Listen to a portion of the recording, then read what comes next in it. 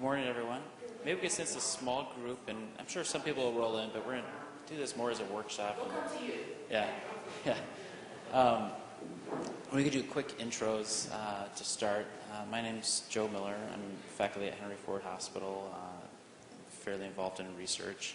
And our other speakers are Martina Caldwel. She's also one of my colleagues at Henry Ford Hospital. And Sharmistha Dev is a researcher at the University of Michigan. It's also hoping. Then why don't we, I'll just pass this around.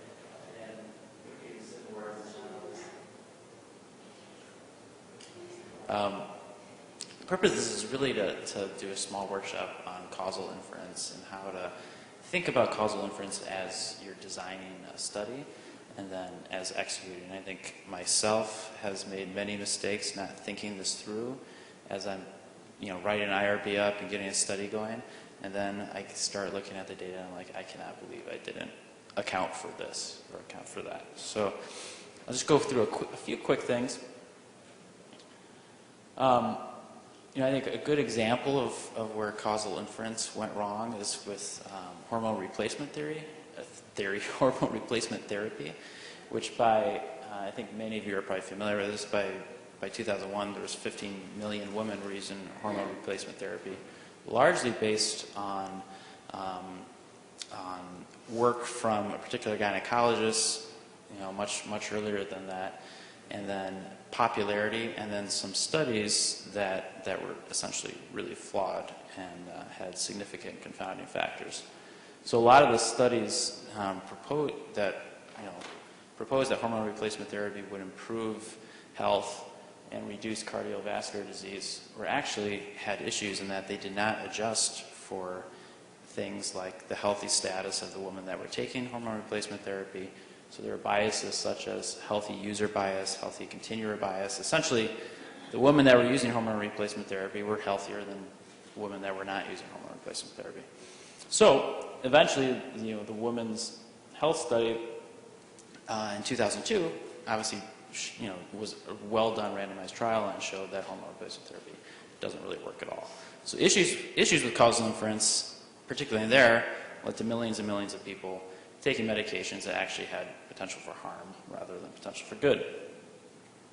And so a very simple way to think about any research question is that you have an exposure. That exposure could be a risk factor.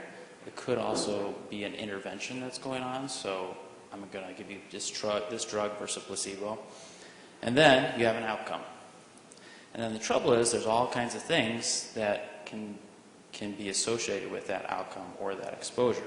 And trying to figure out what those things are and how you can measure them, and then also how you can analyze that relationship is critical to any research question.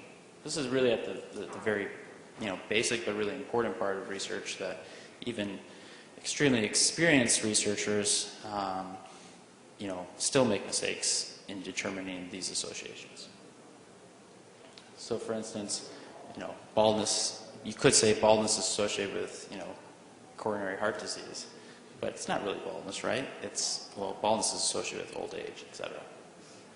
So one way, there's all kinds of different conceptual ways to kind of start to tie together these different variables that affect this exposure to outcome that we're all testing. And so one way to look at that is called directed acyclic graphs.